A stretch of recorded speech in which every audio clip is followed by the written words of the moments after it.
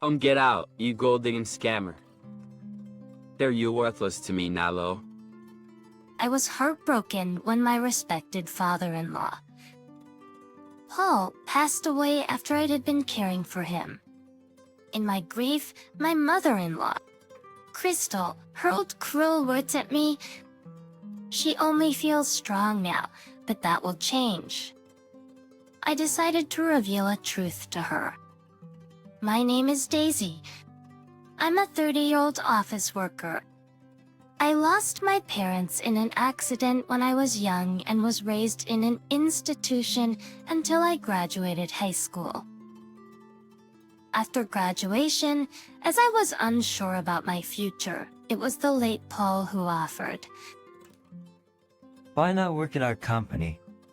Paul owned a local construction company. I was hired as an office worker, inexperienced and unqualified, but everyone was kind and taught me everything from scratch. Now I've become a seasoned employee with over 10 years of service. My first fight encounter with Paul was at the facility where I lived. Paul was a wonderful person who engaged in charitable work. He donated various things to my facility, like bags, toys, picture books, and clothes. Having been without parents since I can remember, I naturally came to adore Paul as a real father. Paul often brought his own children, a boy my age, Alexander, and a girl 3 years younger, Mona. I especially got along well with Alexander. You read alone again? I'd ask, and he would quietly nod in response. And served, he always read books alone. I wasn't particularly outgoing either, so we naturally spent a lot of time together. I love foreign architecture. I'd love to visit them someday, he often said. Having no particular dreams myself, I was a bit envious of him for having one. As for his sister, she was a spoiled child saying, "This place is boring. I want to go home. Why do I have to play with these people?" She only came a few times before stopping altogether. I found her somewhat difficult, so I was relieved. Years into my job. Alexander? Misery, how about you two get married? What? We were both shocked. Alexander's of age now, and I've been looking for someone suitable, but he's shy, right? I trust Daisy completely. Honestly, I had never seen Alexander as a romantic interest. But I didn't dislike him and liked him as a person. It seemed Alexander felt the same, and so our marriage was smoothly arranged. We had a small family-only wedding. Crystal said she was embarrassed to introduce me, a woman with no relatives, as her son's wife. As having few friends ourselves, it didn't really bother us. Still, it hurt to hear Crystal say that. This with no family of my own, the head of the facility I grew up and attended. The tears of joy were shed when they learned I was marrying Alexander. Amidst the blessings, there were glaring eyes. Crystal and Mona opposed our marriage until the end. It happened on the day I went to a family meeting. As soon as I entered, Mona said, "Make sure you clean your shoes, they're dirty." I was shocked, but Alexander defended me. "A godless knee," she sneered, looking down on her brother. Mona, who I hadn't seen in a while, had grown several times whiter and more intimidating. According to Alexander, she was mocked for her nasty personality and appearance, leading to her not attending school since her student days. That's exiracy even as an adult. Mona's never worked. She gets an allowance from Crystal, who dotes on her and spends her days out and about. As for Crystal, she leaves the housework to a maid and seems to spend her days eating out and shopping with Mona. Like the first time she met me, she said, "I don't know what tricks you use to worm your way in, but I don't recognize you." Although she was scolded by Paul right there, the snide comment stopped in his presence, but the bullying continued when Alexander or Paul were not around. When I got married, I moved in and the housekeeper we had was let go. Because, now we have Daisy, there's no need to pay someone else. Honestly, I was nervous about handling the chores of this large house alone, on top of my job. Fencing this, the Alexander and Paul protested, but Crystal laughed, looking at Mona and said, "Mona and I are here, it'll be fine, right?" However, Crystal and Mona never helped. Instead, they criticized every little thing I did and laughed at me when I was down. They often claimed the meals I cooked as their own. There was also this incident. I went home during a work break to pick up something I'd forgotten and heard a noise inside. Scared but curious, I headed towards the noise and found Crystal and Mona in my room. "What are you doing here?" I asked, and they seemed surprised too. Though Crystal retorted, "I thought that was my line. I came to get something I forgot." "But what are you doing in my room?" "Shut up! You talk big for just a freeloader." Mona was smirking in the background. Behind them, my closet was in disarray and clothes, bags, and cosmetics were scattered all over the floor. In Mona's hand was a necklace I had recently bought as a treat for myself. Fartins, "That's mine, isn't it?" "So what?" Unashamed. Mona said, "You bought it with the money you earned at our company, right? What's wrong with the boss's daughter taking it?" I tried to take it back by force, but Mona was physically stronger and I was pushed away. The two laughed at me saying, "You look ridiculous." I was antitions. I was upset but didn't want to worry Alexander or Paul, so I didn't tell them. Then, one day, Paul collapsed while at work. He was diagnosed with cancer already in the late stages and given 6 months to live.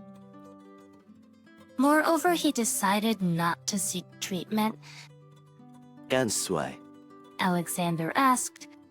I'll decide when it's my time. Paul replied. And from then on, he left the company to his son Alexander and began recuperating at home. Even with Paul at home, Crystal and Mona's attitude didn't change, and they continued to go out frequently. Ishin, what a troublesome pair. Paul said, "Crystal wasn't always like this. But when the company was starting and money was tight, she was very devoted. But as work got busier and she was left alone with the kids, she began spending money as if to distract from her loneliness. Eventually, she started dipping into the company's funds, so Paul had to expel her from the company, giving her a fixed living allowance instead. Other Mono, once during her teenage years, he scolded her for not going to school, and she snapped, "Don't act like a father." Since then, he hadn't known how to approach her. Listening to Paul's sporadic stories, I realized that they too had their issues. But that didn't make me feel any more forgiving for their past behavior. Eventually, Paul's condition worsened. But when he became bedridden, Crystal said with distraught, "Good thing he has a hefty life insurance." She didn't care for her suffering husband and continued her days out with Mona. Seeing this, we felt it unfair to Paul, but he assured us, "Don't worry about anything. I've got it all figured out." His eyes were filled with determination. A few days later, Alexander and I were called by Paul. He told us something important. Initially surprised and conflicted, Alexander and I discussed and made a decision. While talking, it felt like returning to our childhood days for the first time in ages. Months later, Paul passed away. It's about a year after his cancer diagnosis, despite being given only 6 months to live. Just before his death, we tried to contact Crystal and Mona, but couldn't reach them. They finally appeared at the hospital 5 hours after Paul had passed away. "What were you doing?" Alexander demanded, but they didn't answer. Realizing it looked bad, they pretended to be sad, but without a single tear. I thought they were incredibly awful people. Then, after the wake and funeral with only family, Crystal suddenly said, "Now, let's talk about the future. So could you leave now?" I was stunned and speechless. "Did you think I didn't know you were after the fortune?" "Disgusting," Crystal mocked. "I never did such a thing. Why would you say something so cruel?" I replied, "Just get out, you gold-digging scammer." But externally, "Now that my husband is gone, you're useless," Crystal said. That's when Alexander spoke up. "Enough. Daisy, let's leave this house quickly." Each of this, Lina sneered. "How cheeky. Hey, I'm thirsty. Pick the paste and make me a coffee." "Daisy," Mona said. "And me too. Do something wife-like for once before you leave, will you? How about some coffee?" Crystal mocked. "Why should I make coffee? I'm no longer Alexander's wife," I replied. They looked confused. "We're already divorced," Alexander stated. Indeed, we had already divorced. There was no affair, no wrongdoing. It was just that our marriage started due to Paul, never felt right. As kids, we had grown up more like siblings and couldn't see each other as husband and wife. Of course, we had told Paul about this. If that's what you two have decided, I won't object, he had said. The reason I stayed in this house, even after the divorce, was because I wanted to. I wanted to see the last moments of Paul, who had taken care of me. But unaware of this, Crystal said, "Well, now we can kick her out without any reservations. Please leave quickly." Anna joined in. "Get out." "Get out." Uncle Hedley leave. Now that Paul is gone, I have no reason to stay here. I'm leaving too. Alexander added, I've no attachment to this house now that Dad's gone. He seemed surprised, but then Crystal said, "Lucky us, even the bothersome Alexander is leaving. Let's hire a maid again." Yes, with all the insurance money and inheritance, we can play for a lifetime. Crystal and Mona happily chatted. Kissing Alexander, oh, and don't forget the lawyer's meeting next week for the will reading. Oh, Daisy, you don't need to come. You're a stranger, after all. Crystal laughed. I know. Let's make sure you two pack your things. Alexander said leaving the house with me. They looked puzzled for a moment, but seemed too preoccupied with money to care. A week later, on the day of the will reading, Crystal and Mona were shocked by the person who appeared with the family lawyer. Everyone is here, so let's proceed with reading the late president's will. Hey, wait, why are you here? So suddenly yelled. It wasn't surprising, as I, who shouldn't have been there, was present. To have a stranger like you has no right to be here. He'd know. Pistol demanded of me. Today, Daisy's presence here is per the deceased president's wishes. We will not entertain any objections. This lawyer had been handling our company's affairs for many years. He was well aware of Crystal and Mona's behavior, glaring at them with disgust as he spoke. Well, fine. Let her be here. It'll be fun to see her suffer up close. Yeah, let's get this started. But despite their own interruptions, I couldn't fathom what they were thinking. They looked at me with detestable expressions. Bowing, I'll read it. As the lawyer read the will, Crystal and Mona's initial laughter turned into an ashen pallor.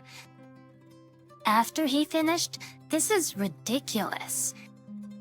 It's fake." She must have switched it. Crystal was almost ready to lunge at me. There is no mistake. I personally drafted this will and have kept it in my custody. That's absurd. Okay, it's a lie cause serious. Two claps, crying. And no wonder. The contents of the will were completely different from what they had imagined. The contents of the will were as follows. It stated that Crystal, Alexander, and Mona would each inherit a portion of the estate. However, the amounts were far less than they expected. $10,000 for Crystal and $5,000 each for Alexander and Mona. Oops, only they were surprised by this amount. Even I was shocked by how small the amount was. Before his death, Paul had made a request to me and Alexander. Here's a choice. I won't be around much longer. I don't intend to leave those two any money. That they've never worked properly. They need to learn the value of money.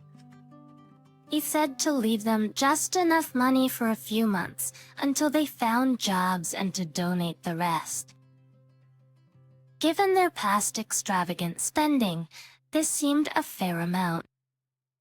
Mona exclaimed, "Orc, that's impossible for me. Wait, we can sell this house." They rejoiced until I interjected. It's in truth, this house, including the land, had already been sold to one of Paul's acquaintances. After Paul's death, the house was to be demolished for an apartment building. Out of respect for Paul, the acquaintance had waited until his passing. Now, Crystal and Mona had to leave as soon as possible. By the way, have you finished packing? They were in a state of panic. Suddenly remembering something. Crystal boasted, "Right, there's the insurance money. I'll graciously let you have the small change Paul left." Unfortunately, Daisy is the beneficiary, not Crystal. You are Siva-san. They both looked at me in disbelief. Crystal exclaimed, "What do you mean? You're a fraud. A thief. Don't mess with us? Daisy replied, a thief? Are you referring to your daughter who steals my belongings? Mona said, that's not theft. It's mine since I bought it with my company's money. She retorted illogically. I was genuinely surprised when Paul wanted me as the insurance beneficiary. He believed I would use it in the best way possible rather than Crystal. Alexander agreed with this decision. I'd already planned how to use the money. I'm tired of their commotion. I said, well, our discussion is over, so I'll be leaving. A few days later, Crystal and Mona suddenly showed up at my office. I asked, what do you want? Crystal replied, we've come to ask you for a favor today. It was the first time I'd seen Crystal so subdued. Honestly, it was unsettling. I'll hear you out, but what is it? Crystal said, we need you to lend us money. It's $30,000. You got the insurance money, so it's a small amount for you, right? Earning $30,000 is harder than these people realize. As I thought this, I asked, what do you need it for? What do you need it for? Actually, my mother is sick and needs surgery. So it costs $30,000. I'm so worried about Grandma. Mona was pretending to cry next to her. I couldn't help but laugh at them. Oh, it's so funny. Listen, your grandmother passed away a long time ago. And Shrek, Risto, have you lost your mind? They looked caught, but I continued. And clubs are that expensive, huh? How much did you party? How do you know that? Alexander, and that's like, you such a horrible woman. Mona exclaimed, but I knew everything. It started when Paul fell ill. A young man visited our home when Paul was alone. Wasn't claiming to be from a nightclub. He said Crystal and Mona were frequent visitors. Initially, they spent modest amounts, but recently their spending had increased. They often left without paying after drinking too much, and that's why he came looking for them. At the club, they bragged, we'll soon come into a lot of money. Hearing this, Paul was furious and decided then about the inheritance and insurance money. The company, you two decide. Paul had told Alexander and me. We'll have to ask Alexander to pay. He's the president after all. Alexander, he's not here. He's abroad. And I'm the president. They were shocked when Paul said we could do what we wanted with the company. Alexander told me about his childhood dream to travel and see foreign buildings. I supported him. While discussing, I realized my dream was to develop the company further. I love this company. My dream is to make it even more successful. Can you please leave now? If you come back, I'll call security. But they left, faces red and looking defeated. As for what happened to them, without a plan, they'd quickly spend Paul's small inheritance. But unable to pay the nightclub, they were chased by debt. My Knocklicians? I saw them working at a notorious supermarket known for bullying newcomers. Appearance had deteriorated, looking older and worn out. They seemed to be struggling, but it was the result of their actions. As for me, I'm working hard every day, collaborating with my colleagues. I'm now known as a successful businesswoman and have been appearing more in the media. regarding Paul's insurance money. I donated it all to the facility. I thought Paul would be happy with that decision. I recently received a postcard from Alexander abroad with a picture of him smiling happily. As they go, he faces challenges in a foreign country. He seems to enjoy every day. We may be divorced, but now we're good friends. I'm having the best time of my life.